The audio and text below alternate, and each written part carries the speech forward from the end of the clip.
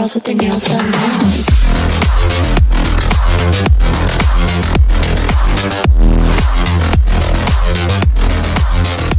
Girls with their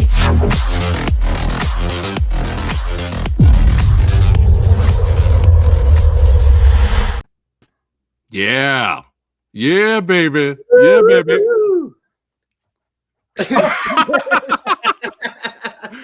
I was trying to make my head come off of Tom Cruise's. Oh, that was nice. Come on, hey! I thought you were on the Mission Impossible poster. I thought it was an optical illusion there for a second. Oh, man, I love it. That was brilliant intro there, Jeff. What is going on? It's your boy Preston, Fat Samurai Guy. We are back again. That's right, hanging out with the motherfucking Gear Brothers. That's right. What? Yeah, Jeff What? and Darren back in the hazy. Oh shit! Oh, we doing it. Hadouken, Sonic Boom. That's right. I'd like some pound cake. That's right. Yeah, we're back again talking films. Sex Sumo's in the house. What's going on, brother? Let's start the ruckus. Oh, Yeah. There we go. There we go. Oh, we're going. Hello, Fat Samurai Guy and the Gear Brothers. Thanksgiving review. Let's start the fucking ruckus. Everyone's excited. The Good to ruckus see. has already been begun. It's been, yes, the ruckus. Ruckus will ensue. That's right. Anytime the Samurai Guy and the Gear Brothers get together, you know it's going to be a blast. And if you guys missed it, please check out our last video we did, podcast, where we just hung out. It was almost 3-hour video, I think. And we just talked about horror films, and we went through all of Eli Roth's movies. We gave our opinion on all of those. We talked about him as a director and filmmaker. So if you guys missed that, please check it out. It's rare. I'd like to think I do good work, but it's rare that I would listen to my own podcast while I'm out and about, and because I'm always so busy. And I really, I'm sure once it's uploaded, it's good. I do it for you guys that watch, and as long as you guys enjoy the content, that's all that matters. But for some reason, I put that last podcast with us on it when we were all together, and I was listening to that. It is fucking fascinating. That last episode is great. If you go back and listen to it, Jeff and Darren. Oh, that's cool. Have it on in the background while you're doing stuff. Darren, put something in the kids' ears because we curse a lot. But it is great. We bring up some amazing topics. Cool. And it's like one of the. I was like enjoying my own shit. Nice. Usually, I'm just like, do it. Hope you guys enjoy it. Let's go to the next one. I'm the same way, Preston. Yeah. Once I don't think I've ever listened back to one. So if this will be the one I go back to listen back on. Oh yeah, please. Do it, dude. Yeah. Let's raise some cane, dude. Yeah. Come on, bro. Talk about raising canes. I know it's not the same one, but come on. But yeah, that was like great. That was really good. Great. It was a lot of fun. Yeah, we did 3 hours, and then I think we went off the air, and then I think we did another like half hour as we usually do. Yeah, for sure. Yeah. But hold on, before we start the ruckus and we talk about Thanksgiving, don't forget, everybody watching, this is a spoiler review discussion. Spoilers. What? Oh shit! That's right. Woo-hoo. Yeah, finally got my Blu-ray copy. Yeah. One of my favorite. Yeah, man. Woo, yeah. Is it Blu-ray or DVD, sir? Blu-ray, baby. All right, there you go. Cooler than mine, though. Might be the lighting, but yeah. The Retaliators. That's right. The Gear Brothers, if you guys are unaware, wrote this action horror fun flick. One of my favorites of the year came out. I had to get it on physical. When it came out way back in the day, I had to show some support and get it digitally. But we represent physical media here. Oh, yeah. So make sure you guys get your copy. Amazon Prime, baby. That's right. Or if you want to watch it digitally, by all means, check it out on Amazon Prime. And it's still on Tubi, correct? It's on Amazon Prime. It's still on Amazon Prime, and it's on Tubi. Yes, okay, sir. Cool. All right, there you go. Check it out. You won't be disappointed. There you go. But speaking of disappointment, were we disappointed with Thanksgiving? After our Eli Roth discussion, we were all like trying to get together, trying to get the band back together. We're not on a mission from God. Right? Was it? I'll take four fried chickens and a Coke. and some dry white toast, please. But it would have been the perfect first movie for us to see in the theater too. That's for sure. But scheduling and life, we couldn't do it. We'll have to reschedule it, a hangout for sure in the future. But we had to watch it digitally at home. Did you guys see it in theater on your own, or you watched it digitally? No, watched it digitally. Well, at least I did. Yeah, digitally. Yeah. Okay, digitally. All right. So now we have all seen it. Now we finally have the time to watch it. I mean, talk about it. Thanksgiving. Before we give our thoughts, Darren, plot synopsis for everybody watching of the film. Yeah. So according to Mr. IMDb, after a Black Friday riot ends in tragedy, a mysterious Thanksgiving-inspired killer terrorizes Plymouth, Massachusetts, the birthplace of the infamous holiday. There you go. All right. Yeah. And you see this smile right here? Now, I don't know how Darren and Jeff are going to feel. They may be like, "Well, fuck this. Eli Roth was always a hack. I never was a fan of his." I mean, I don't know what I'm about to hear from these guys. Opinions first, This smile right here. I was sitting down watching it with the missus, and we were like giddy the whole time and just enjoying ourselves. And what's really interesting about this movie is I've come across non-Eli Roth fans, and they love this movie. Yeah, they enjoyed it, and now they're like, "Did I miss something? Maybe I missed his style of movie and his tone. Maybe it went over my head. That's why I didn't like it." So now they're going back to revisit Hostel and stuff like that. But this was definitely. Is this the most self-aware movie of his? Like winking at the audience, because it's pretty like I was not expecting this much dark comedy, really. Well, here's the comedic, like the outright comedic element of it, right? My take is this: that first of all, absolutely loved it. Hey, all right, yeah, absolutely loved it. I mean, just one of my top favorite movies of the year, without question. Sure. And what I liked about it, Samurai, is that I thought the comedy. I think Eli gets better and better with his comedy. I think his comedy chops and his dark humor gets better. Yeah. As he goes. So I think he's got that dialed pitch perfect now. Like he's just found the exact perfect tone. But what I love is that I think the movie is refreshingly unmeta. It is not it's winking in its humor. Right. And I think the whole movie as a whole is a big wink. It's one big wink to slasher fans and splatter fans, because it's like, what I love about it is I feel like you could, other than some of the technology in the movie, there's only a very little bit, that is a movie I feel like you could go into a video store, go in a time machine, go in a video store, find that title, rent it, and it would play identical. You've got the same sort of just freewheeling. It's the teenagers. It's the super gory kills. Yeah.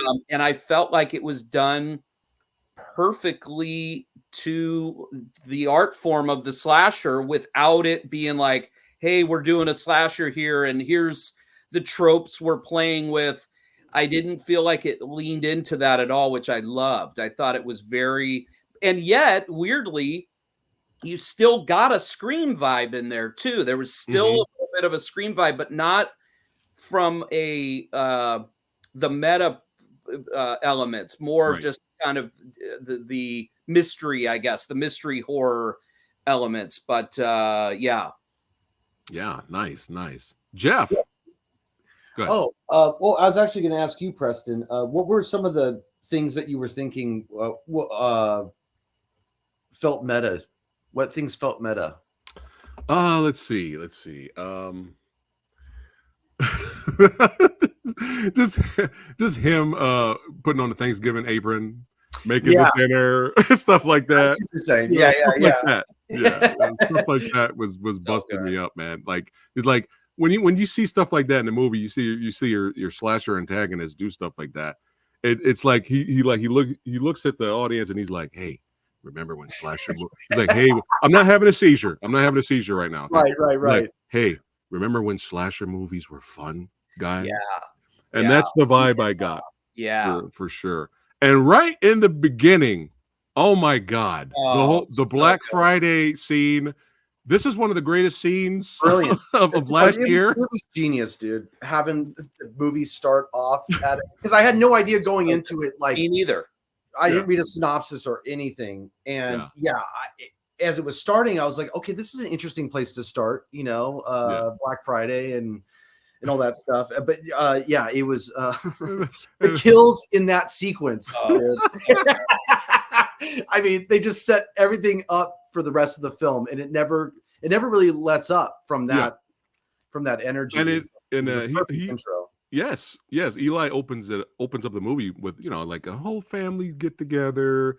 Oh, we got to go get some stuff. You know, everyone's sitting around chilling, and then it's just chaos in the store. Like Gina Gershon's cracking jokes early, and then later her scalp getting ripped off. Dude, I gotta say, I lost $50 in the first 10 minutes of this movie because as I was sitting there, I watched it with my girlfriend, and I said, I was like, "Oh, Ava Mendes is in this." She goes, "That's not Ava Mendes," and I go, "Yeah, it is." And she goes, $50, it isn't. And I was like, "Okay."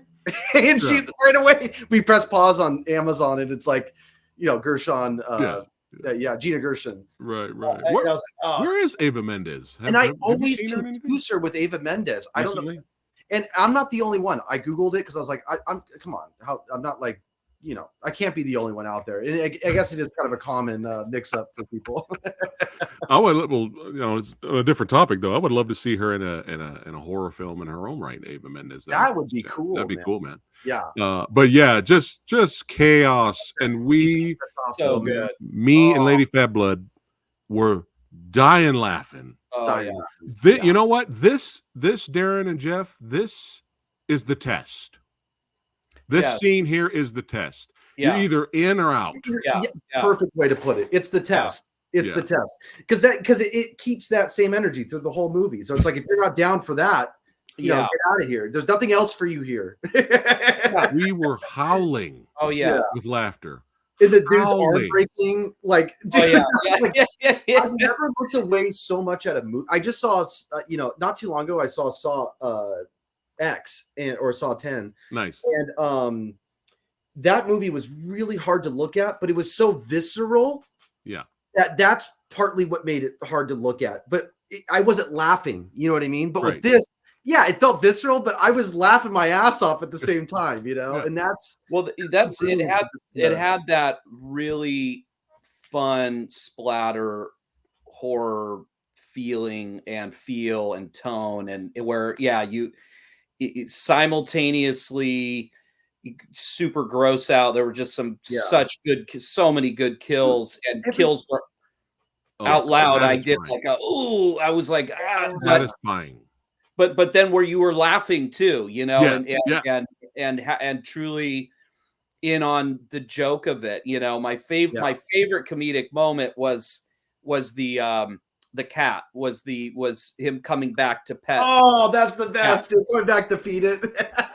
Goes back to feed it, and then he pets his head. It was like, I mean, it was so good. That's what I mean by pitch perfect with the comedy. Like, and just that's totally pitch perfect. Yeah, and that's legit too. Scene where the cat, you know, I have cats. Jeff has cats. Darren, do you have any cats? I do. I have a cat. Yep. Yeah. I have that is a cat. Oh wow, that is a legit real scene. Cats don't give a fuck. Yeah, they don't care. So let me, where is he, buddy? And he just does that little like look, and you're like, okay, he's cluing me in. It's like, no, that cat ain't doing that. Yeah, and the poor security guard from the first. The beginning of the movie, this guy was cracking me up. He was like, "Fuck this! I wouldn't blame him. Fuck this. Fuck. Yeah, How do you police this?" And you're like, gone so fast. It's like what was there, like 2 or 3 security guards? I think. Maybe 2. There were only two security guards. That was like, you only had 2 security guards on. Right, that's right. Yeah, he didn't make it. He didn't make it. I think he didn't make it. That's one of the things that I thought Eli Roth, like, I just appreciated so much, was that instead of the movie feeling like a satire poking fun at slasher movies or being some sort of inside joke on a slasher movie, instead I felt like, again, what felt so so kind of classic was he was doing classic satire. It's like Dawn of the Dead doing the the consumerism satire of the mall, right? And you're watching this and you're like, it hit me. I don't know if it hit you, Jeff, and Samurai, where it's like, how is it? Because obviously one of the most ridiculous rituals in our culture is this Black Friday nonsense, and I'm sure it's been lampooned in some ways, but certainly no one has taken it to this extreme. And talk about just a brilliant ripe fruit just sitting there. Like, how is it no one's done this? And Eli Roth just completely delivered it. But it's it's like a classic satire rather than a self-referential. Instead you're just getting straight up. It's like, didn't it just feel like you're just like watching like Friday the 13th or something? I got that feeling throughout the movie. Well, I think there's a distinction to be made here, because I'm starting to sense what you were getting on, Preston, about like there's still a kind of meta element to it. The meta element of like, but it's not a critique. Right. You know what I mean? It's more a meta element of like, dude, look at, like, this is how fun slashers are, or could be. You know what I mean? Like that kind of meta. So it's still almost commenting on the slasher genre, but I feel like in a way more enthusiastic way than, say, the ones that try to kind of undermine itself. You know what I mean? Like through irony or something like that. This one was like, it wasn't preferential, but in a way that sort of like underwrites it instead of right. Yeah. Yeah, because when you get to the when you get to the John Carver house, and holy shit, bro! When that light comes off, dude, when you're in that fucking house, I was gonna throw up, dude. Well, right away, you're going, dude, we're going full fucking Texas Chainsaw, dude. Yeah. We're in full. Oh yeah. Oh shit, the chick in the fridge. Well, dude, what about the woman in the oven? I mean, it's dude, one of the most brutal kills ever. I mean, that is just like, and the little fucking popper comes up. Oh, but yeah, it's all ding. And and yes, there's the humor of like when the parsley's going in the toes and like bro, that was the best. And he's in an apron. But when you carry it all the way to the table and it's fucking the cork in the neck and the fucking and the slice. No good. I mean, it's brutal. And I was as I was watching it, because obviously at a certain point it stopped, but because obviously this was an attempt, which I respected, and I totally hats off. I get that it was an attempt to like take splatter and grindhouse just as far as you could take it, but still keep it commercial. But for a second I went, oh fuck, is this thing going full hostile? Like, are we going all out? But it didn't go there. But I think smartly, because like you said, Preston, I think it's roped in new. I think he converted fans, and now they're probably more willing to go back, and hopefully they're up for a rougher ride, because this is a pretty tame Eli Roth. Very fun, but tame. Well, that's the meta part, right? That's the he's like showing you, look how fun this is. Yeah, you know what I mean? Like, this is a really great genre with, you know, it's a rich genre, but like obviously if people are just doing hacky jobs at it, this is the way to do it. Exactly. Well, and I want to take back, I don't want to say tame. Here's the deal. The kills are brutal. brutal Kills. Tame only in what Eli Roth certainly, one of the things he you know, like what he did in Hostel was he would take you somewhere and then push you beyond the realms of like comfort and like, oh my God, like what you could like, where you sticks and stuff, where you like have to look away, and where you're going, oh God, like where it's really hard to bear. Yeah. This was a movie where you could watch it eyes open, take it all in. You could show a non-slasher, non-splatter, non-gore fan this movie and maybe get them in. This could be like a gateway movie for people. Yeah. Right? Yeah, it's kind of brilliant. It kind of has that vibe of, you know, another movie where I was just dying laughing at the violence was the ending of Once Upon a Time in Hollywood. It kind of has that vibe, right? Where it's like, it's fucking brutal. It's very visceral. But on the other hand, there is a kind of meta-ness going on here where it's like just almost shoving it in your face so much that it becomes funny. You know what I mean? Right. But it's not a certain, but obviously there's very violent movies where no matter how much they shove it in your face, you're not going to start laughing. You're just, you know what I mean? It's like, you know, yeah. So you just have, it is kind of cool how you can have these expressions of violence in movies that where you can actually laugh at it. Yeah. They did recreate, I think, that's sumo. No, I think so there's I was wondering that. I don't know if they did. Yeah, but there's a decapitation in a parade, and that happened in the movie. Oh, that was so funny. I believe there's a woman on a table. I'm pretty sure now I could be wrong. About, because there was, I'm remembering there was like a couple. I think he recreated at least a couple of them, but except the fucking the turkey. that didn't make the cut. That's in the director's cut. I also want to say too, I it's not just that the kills were so brutal too. I also really want to underscore that they were all creative and well earned. Yeah. Because that's what really, every time it was getting set up, you knew it was coming. You knew it was going to be brutal, but it did such a good job at keeping you guessing, like, oh, it's going to be there. Oh, wait, I guess it wasn't there. So he did a great job keeping one step ahead of you. Because I have to say, the one where I was like, where the fuck is this going? And when it got there, I was like, oh my God, this is going to give me nightmares forever. was the trampoline, dude. Oh, yeah, that was Sexy Sumo. Just said it, dude. I love it. Well, here you go, Darren. What you were just saying. Here, look at this. Shout out to Terrence here. He goes, sorry, Mr. Chat, but Thanksgiving was fire, and I haven't seen any Eli Roth films ever. So there you go. Sweet. This is the gateway. This is the gateway, baby. Terrence, go straight to Hostel. Don't go straight to Green Inferno yet. Or no, we don't know if you're ready yet. No. For that. I would build to that.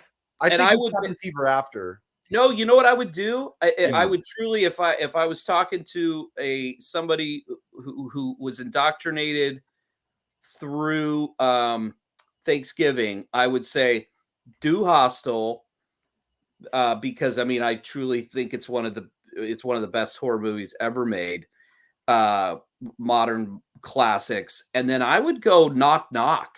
I think for a different flavor. Yeah. For a different flavor where it's thriller, it's Keanu Reeves, great performance, it's funny. Yes. It's super dark. It's got Ana de Armas, it's got Keanu Reeves. It's a much lighter than Hostel, and very different vibe from Thanksgiving, but I would kind of do those three.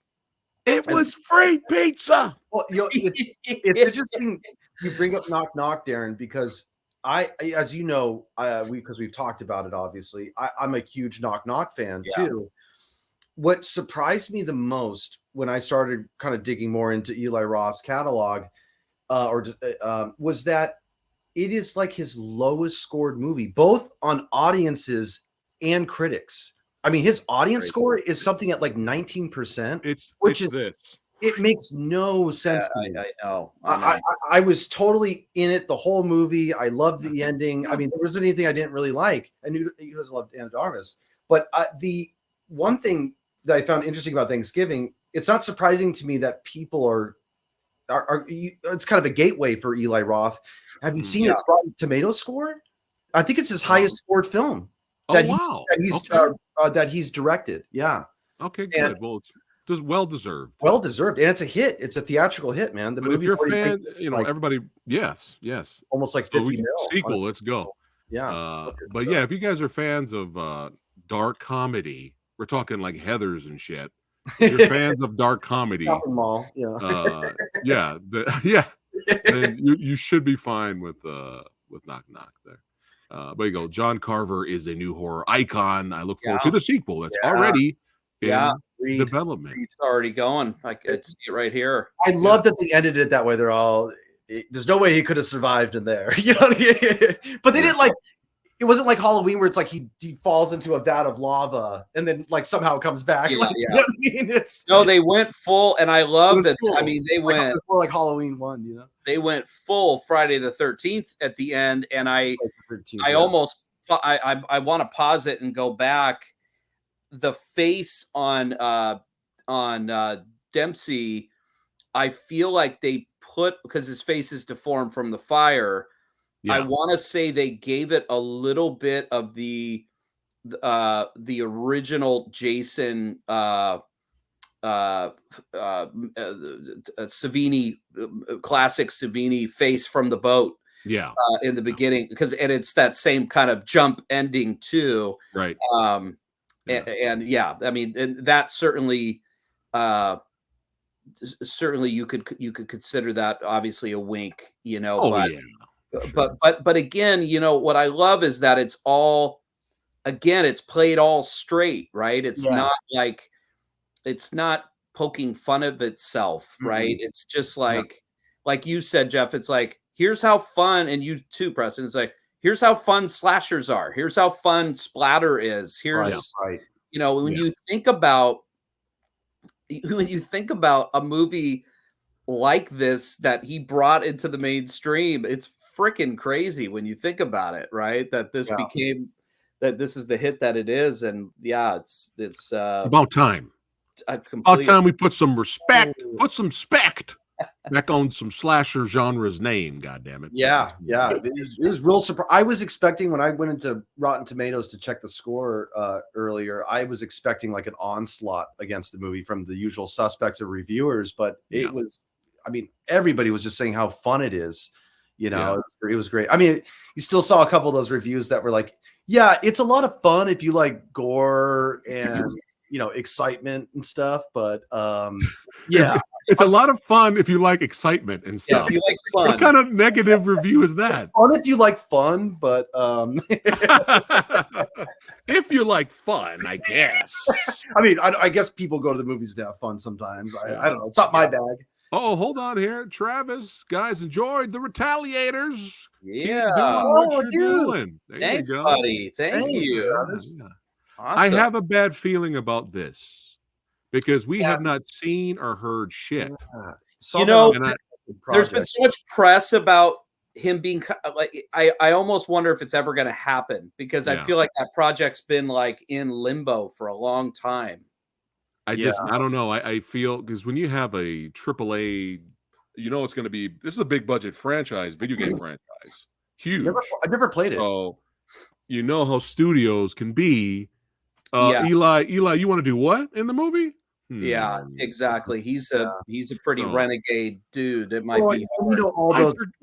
I forgot to ask you guys the last time we hung out to talk movies. I totally forgot to ask you guys. I heard a rumor that was it the first Meg I think it was the first Meg. He was supposed to do that movie, and it was going to be a hard R-rated movie. And then something happened. He lost control of it, and he was like, "Fuck you, I'm out." Wow. And then they made it a PG-13 movie with Joyce and Statham. But I heard originally it was supposed to be him doing the Meg. Rainn Wilson. Can you imagine with his dark humor and comedy and violence? That I would have enjoyed the Meg a lot more, guaranteed. Yeah, I like the Meg, but yeah, it did seem Have like. you heard? Did you hear that? I don't know if that's a real rumor or not. No, I didn't hear that, but I mean, it would make sense. I think, you know what? I think it makes sense. The Meg, I still haven't seen it. I didn't see it either. Yeah. I think it makes sense because Eli Roth, didn't he produce the Piranha reboots, right? I think he did. Probably. Let's see. But that may have been a false rumor, but I did hear, because I don't know if it was based off a book, and then the book was violent, but I heard he was attached at some point, and then they, you know how it is. If you don't give him control, he's gonna be like, peace out. Yeah. You can imagine a fucking megalodon, an R-rated gory megalodon with dark humor movie. Totally, dude, that would have been epic. Cool Gray back in there, you know what I mean? Yeah. Oh, well, thank you, Terrence. I just now seen that. Peace to you, Samurai and Lady Fat Blood. Whenever you post, I immediately watch. You guys are the coolest. You are the coolest, Terrence, for hanging out with us knuckleheads and stuff like that. Here we go. The Meg books are way better and are gory, dark, and see? Yeah. Dude, this is a missed opportunity. I could see that. So then he would have, it sounds like he would have been.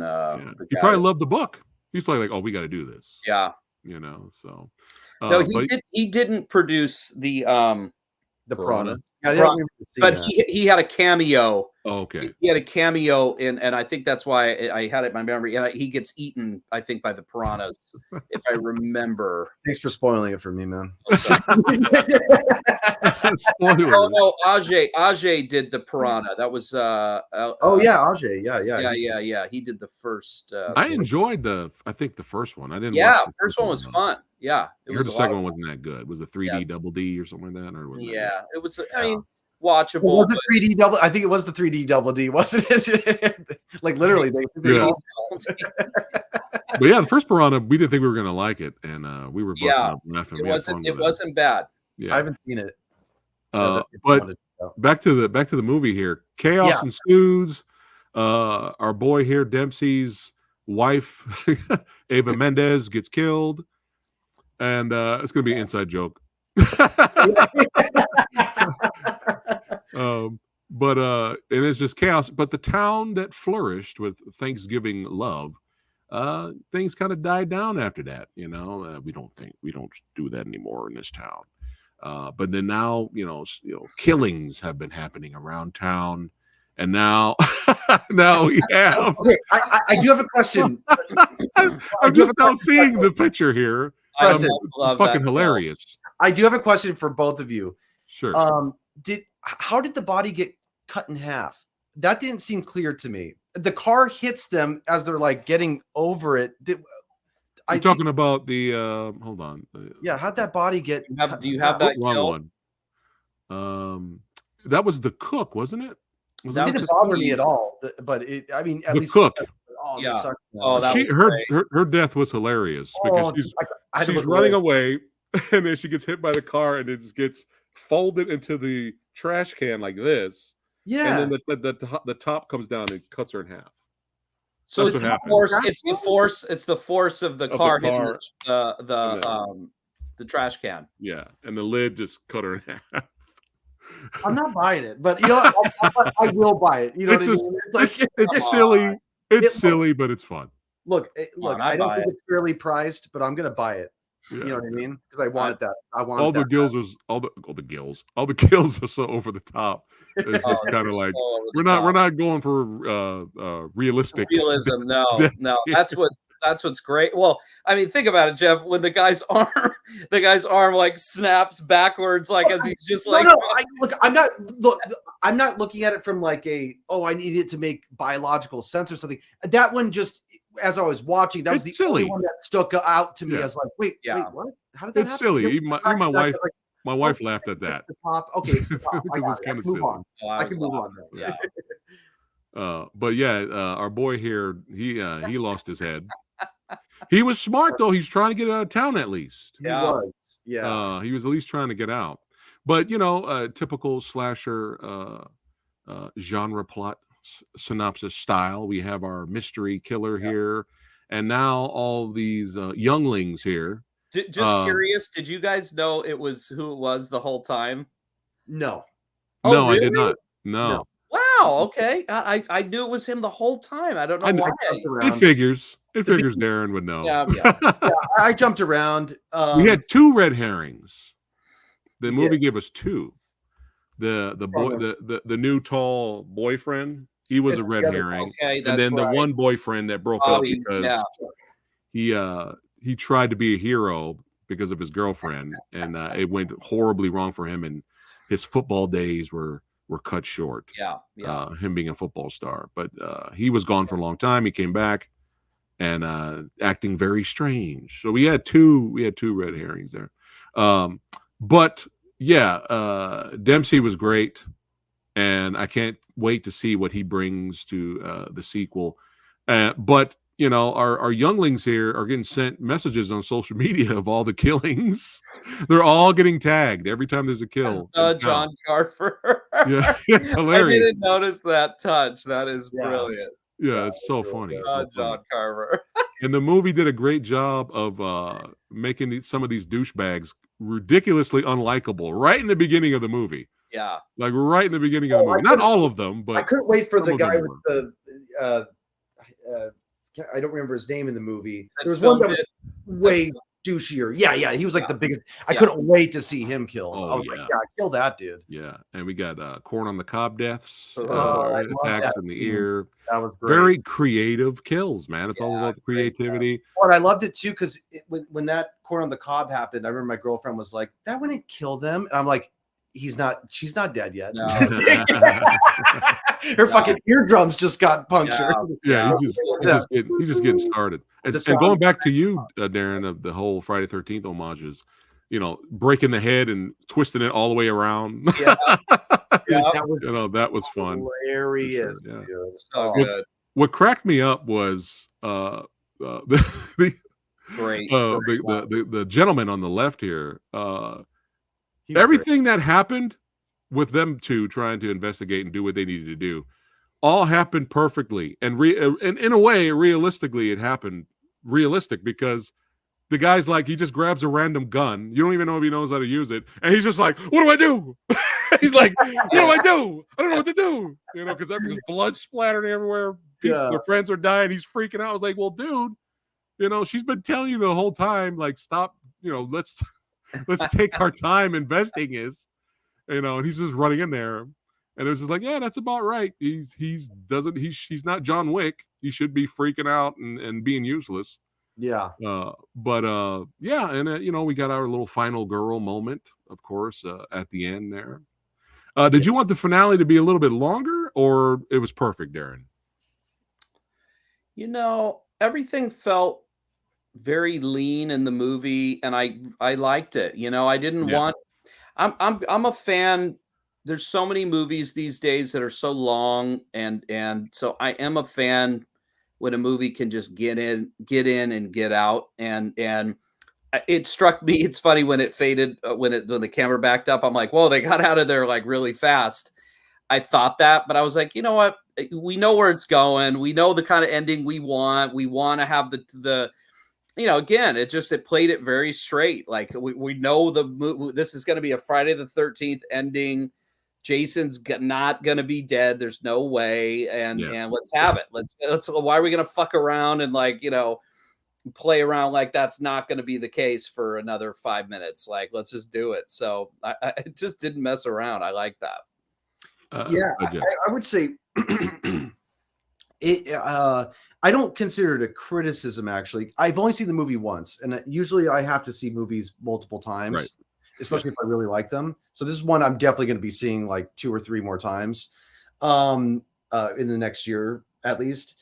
And it did feel like I had to crack it back a number of times because it does move so quickly. Yeah, It's so lean Yeah. that, you know, I was trying to like, it was more of a circumstance where like I'm trying to eat my dinner, and it was like a very like look at your food kind of dinner. Right. So Yeah. I'd be like, you know, like, oh shit, wait, what? I'd be like, Yeah. "Babe, who's that? And then she'd be like, Yeah. the da da da. So she wasn't having a hard time tracking it, but I knew because I was like, oh, I have to really be watching, you know, watching every little second, or else I could see something vital kind of fly by. But I don't think of that as a criticism. That's No.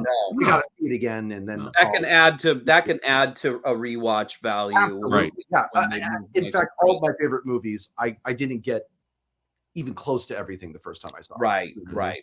So What a slasher movie that doesn't talk down to the audience, that trusts the audience to keep up. What? Yeah, I mean, A horror movie that doesn't have like 5 billion exposition scenes.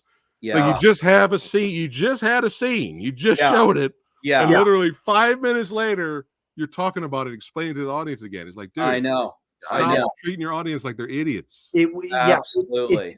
Right, because it makes you feel like you're rewarded once you put it together, as opposed to just everything being spoon fed to you. So yeah, it was cool.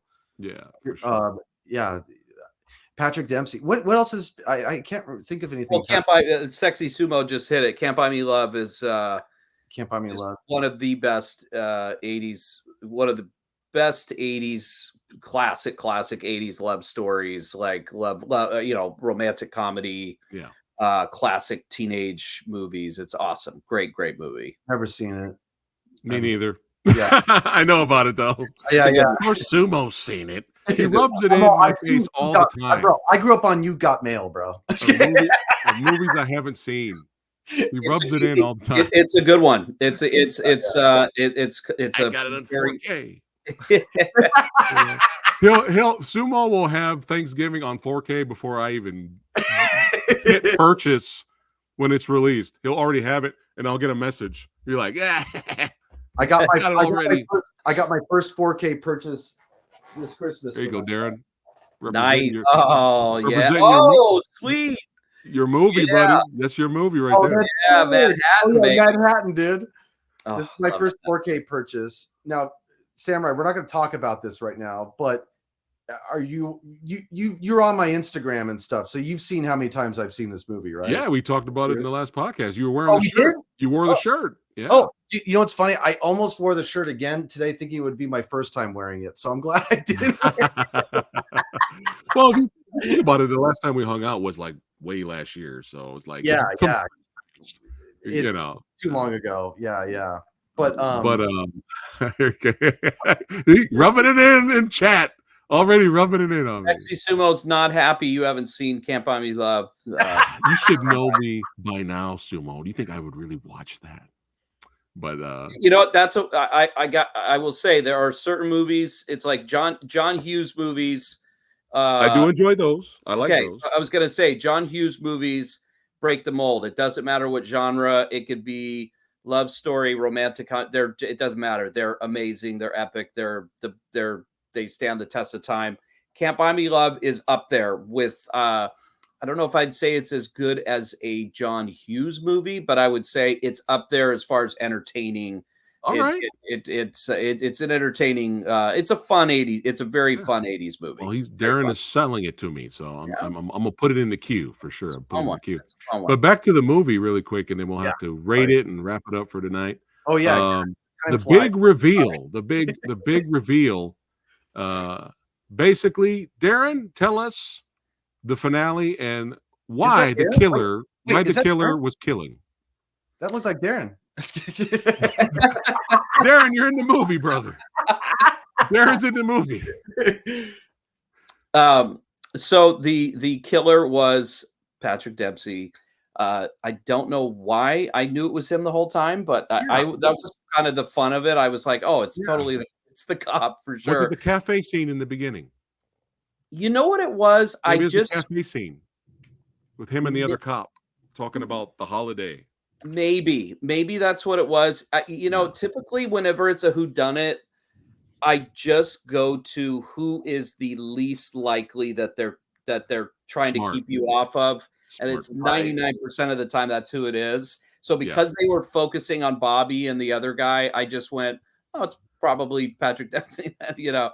But it was part of the fun. I mean, I was enjoying it, and I was following how he was editing it and making it plausible the whole time. And I was like, oh, that's funny. Like it was all very, you know, it was he was keeping the plausible deniability going, but it was very tight. You know, it was funny. So anyway, yeah. The big reveal was this was his. And I wasn't clear if Gina Gershon was he was having a secret relationship with her. Yeah, it was a secret relationship. She was pregnant. They were in love. She was killed. And so he snapped and became obsessed with everybody involved with the riots and planned the big revenge for the definitely had a little bit of the Jaws vibe where, you know, keep the beaches open kind of vibe. Totally. People are trying to constantly close this store and everything. And he, you know, her father, the final girl's father, is like, no, we got to keep it open and stuff. That's a good point. That is very Jaws. Yeah. Gotta keep it open. Yeah, got to make the money, keep the town alive. You know, everybody's getting it, baby. Yeah. Everybody's getting it. Yeah, he's on Carver's list. They're on Carver's list. But I think one of my favorite scenes, of course, you know me, I'm a gore hound. I love the gore and I love the comedy. But one of my favorite scenes is when the reveal happens in the cop's office. That was some really good suspense building there. Dude, wasn't it? Because I know. And they're all alone, or I guess I did know. Did we know at that point in the movie? I can't remember. Oh no, because we know when she looks at the shoe, right? Yeah, and then then it starts flashing. I was like, oh shit, how's she gonna get out of this?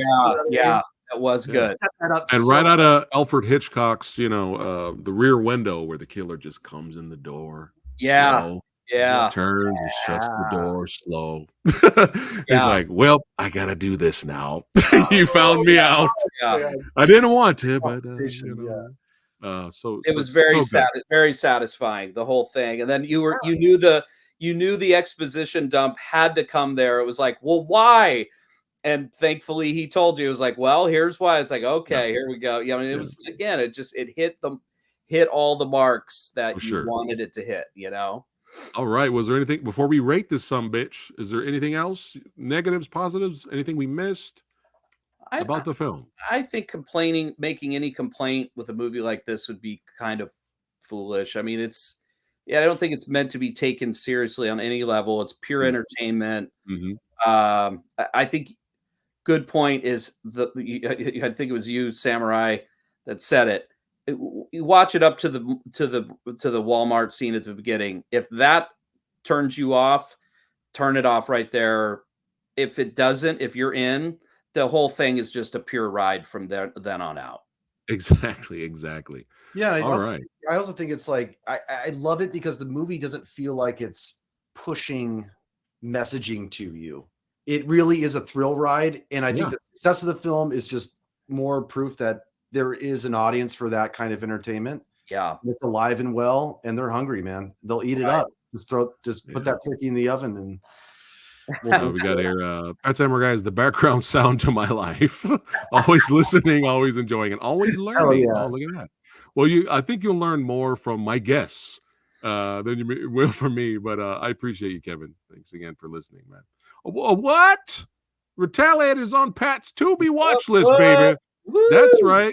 That's right. Yeah. For sure. Let us go on our Instagram. Let us know what you think. We're at the Gear Brothers. There you go. Or Nzeru. Good to see you. I tried 3 times. I'll stop now. But now it is time. It is time to rate this. And you here on the channel, if you guys are new, C is average, and we can do the pluses and the negatives. But C is average. We'll start with Jeff. Oh, we're gonna have a first here. I'm gonna start it here with my brothers. First here with our martial arts and action movies in the Movie Dojo. We rate the movie, and then we also rate the action. let's for the first time, let's do it right here with the Gear Brothers. Hey. We're going to rate the movie, and then we're going to rate the gore and kills. Ooh, So there you go. And this is a grading system. This is A through F. Is that Yes? okay? Yes. And C is average. So we'll start with Jeff. Jeff, what do you give Thanksgiving? The movie and the gore, the kills. I will give the movie a very, very Viagra riddled solid A. F minus. Okay, I got it. Big ol' A. All right. And I will give the action an A plus. Okay, there you go. Gores and kills for gore and kills, A plus. Subject to change, but it's my first time seeing it. Right. You know, Right. You gotta, yeah, but that's it. Yeah. Darren. Well, you can definitely tell that we are brothers because those are my exact scores. Hey. The movie is an A. I would say for what it is, right? If for what I'm not, I don't want to put a caveat in front of it. It as a slasher, as a splatter movie, it is an A splatter movie. It's an A slasher. Period. Yeah, Exactly. I would say this will probably be one we'll look back on. It will be a classic as we go on. And I can't wait for the sequel. It's going to be awesome. And then, yes, I would say extra effort, extra love, and TLC was put into the gore and into the practical effects. And I'd go A plus. Absolutely. They crushed it. All right. Well, I'm going to give it an F minus because, if you like fun, you might like it. Yeah. But I don't like fun or excitement. So, But no, dude, y'all know y'all know me. You know I love slashers. And for a modern day slasher film that was released in theaters everywhere and did well. Yeah. Dude, that's not part of Scream or anything like that. Unreal. Dude, it's like its own thing. I mean, I gotta give the movie an A minus, baby. Gets an A minus, and the kills and gore get an A. Yeah. On the old Samurai Guy. Nice. Yeah, A's all around. That's right, for sure. Yeah, all A's. Wow. Yeah, man. Yeah. Really enjoyed it. Can't wait to buy it in 4K. There we go. Kevin says, just started following you on Instagram. Can't wait to see what the Gear Brothers do Thanks. next. Yeah, man. So y'all know what you need to do. Get your copies now. That's right. Buy it. Represent. Keep supporting independent cinema. And I could talk to these guys all day. You got 3 hours. I know. 3 hours. I think we would have kept going. No, we just got started. I know. You didn't ever shut us up. I think Darren just physically was like just tired, but he still wanted to talk, but his body was I think I was physically falling over at a certain point. Me too. I remember that. Yeah. Oh man, but it's always a blast talking to these guys. Let's throw it up for the thumbnail, baby. Woo! Yeah. Ooh, I gotta post that. I'll send it to you guys too. You post that, have some fun. Yeah. And hey, check out Thanksgiving and the Retaliators. I appreciate all of you guys for watching. Don't forget to like, share, and subscribe, all that stuff. Follow the Movie Dojo podcast. And we'll see you guys tomorrow. I'm gonna be hanging around with We're gonna be right next to each other. I'm gonna be hanging out with director Billy Hansen from Bone Cold. We're gonna be doing another Yin Yang review episode. I want to bring you guys on the next one. We review 2 movies that are complete opposite just for fun. And we're doing 2 Clive Barker films tomorrow at 5 p.m. Pacific time. So I'll see you guys tomorrow. Keep watching movies, represent that slasher genre, and I'll see you guys on the next one. Take care, guys.